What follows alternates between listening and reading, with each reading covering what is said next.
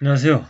지난번에는 마오쩌둥의 지구전론을 한번 소개를 해드린 바 있고, 오늘은 병자호란 때 조선을 기습했던 이 홍타이지의 속도전을 짧게 한번 다루어 볼까 합니다. 오늘 참고할 책은 구범진 교수님의 병자호란, 홍타이지의 전쟁입니다. 일단 이 병자호란 때 홍타이지가 조선을 쳐들어오면서 이 전쟁을 총력전으로 준비를 했습니다. 청군 병력의 많고 적음에 대한 판단은 당시 홍타이지에 동원 가능한 병력을 기준으로 해서 내려야 한다. 병자호란 무렵 8기 만주, 8기 몽고, 우전 초하, 천우병 등등 동원 가능한 병력의 총수는 3만 1000명에서 3만 2000명 수준으로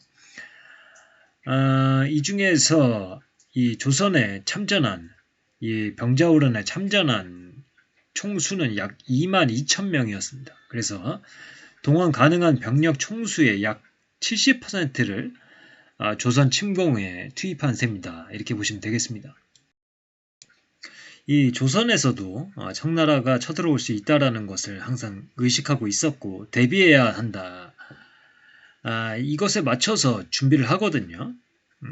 그러나 이제 이 정묘호란에서 청나라의 기병과 넓은 곳에서 싸웠다가 패배한 경험들이 많이 있었기 때문에 넓은 곳에서 청나라 기병과 싸워서는 답이 없다는 것이 정묘호란에서 배운 교훈이었고, 그래서 만일 또 이 청나라가 쳐들어온다면 성에 들어가서 싸우는 것을 기본적인 전략으로 준비를 하게 됩니다.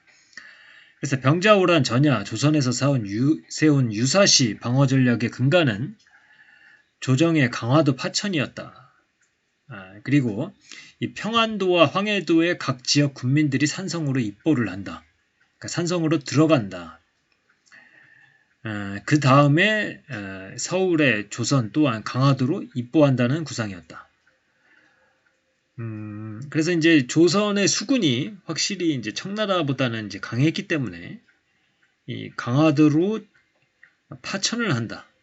이를 통해서 전쟁을 장기화로 끌고 간다라는 것이 이 조선의 지구전 전략이었다. 조선의 수군 전략은 청나라와 비교 자체가 무의미할 정도로 압도적이었다. 그래서 조선 조정이 병자년 11월 21일에 화약 4,000근을 강화도로 들여보낸 사실이 확인되는데, 이 또한 두말할 나위 없이 강화도 파천을 이제 하고 나서 지구전에 대비한 조치였을 것이다.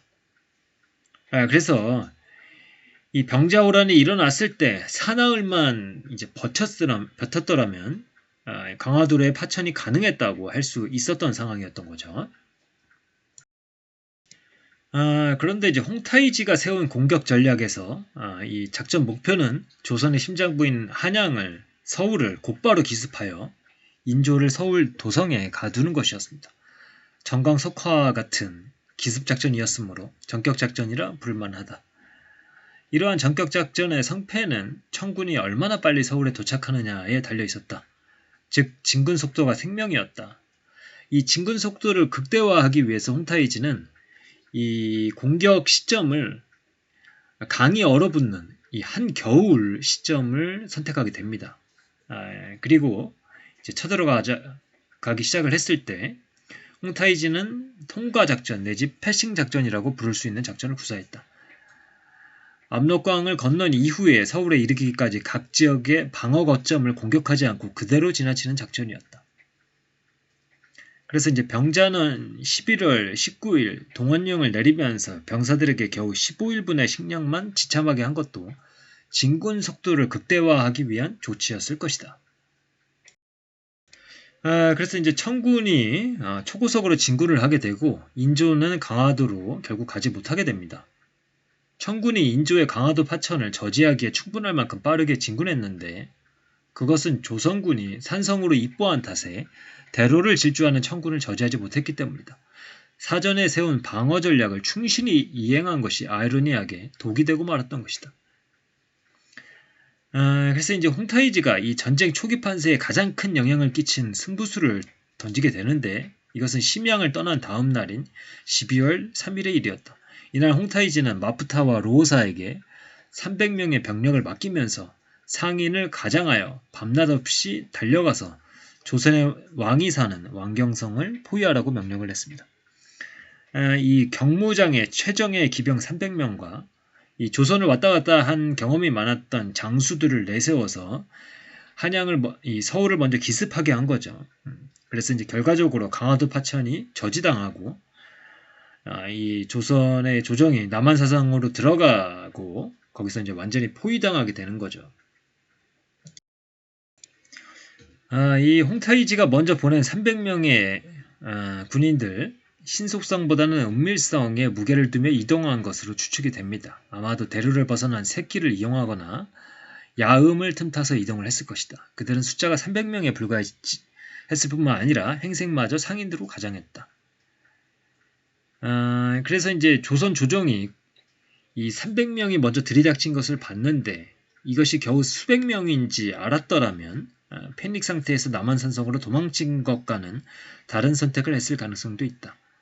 그래서 중요한 것은 청군의 작전이 조선 조정에 착각을 유도했다는 사실이다. 그러니까 이제 본대가 도착한 걸로 이제 착각을 한 거죠. 일부만 먼저 도착을 했는데, 그래서 이 본진인지 일부만 도착한 것인지 파악을 못했을 가능성이 있는 것입니다. 그래서 어떻게 보면 정묘호란 등의 역사적 경험으로부터 얻은 교훈에 입각하여 조선의 강점은 살리고 약점은 보완한 나름의 합리성을 충분히 갖춘 방어 전략으로 지구전을 준비하고 있었는데 이 홍타이지가 이거를 미리 읽고 있었을 가능성이 큰 거죠. 그래서 이 지구전에 맞서서 이 속도전으로 기습을 해서 그들이 준비한 것을 무력화시키겠다는 이 홍타이지의 이 승부수가 통하게 된 거죠. 그래서 결과적으로 봤을 때 전략의 실패로 비참한 상황으로 내몰렸으니 전쟁에서 전략의 중요성은 아무리 강조해도 지나치지 않다고 하겠다. 이 마지막 빨간색 부분은 어느 때보다 강하게 다가오는 내용이었습니다. 아무리 어떤 물리적인 준비 상황도 중요하지만 이 리더가 어떤 전략을 갖고 준비하느냐도 굉장히 중요하다. 그래서 이 구절을 읽으면서 이순신 장군도 생각이 나고요.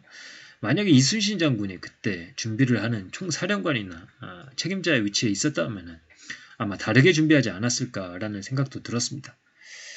그래서 이제 아무튼 이제 지난번에 지구전을 한번 살펴봤기 때문에 그거와 어떻게 보면 상반되는 기습, 속도전에 해당하는 홍타이지의 이 기습 작전에 대해서 한번 살펴봤습니다. 그러면 오늘의 내용을 이것으로 마치도록 하겠습니다. 감사합니다.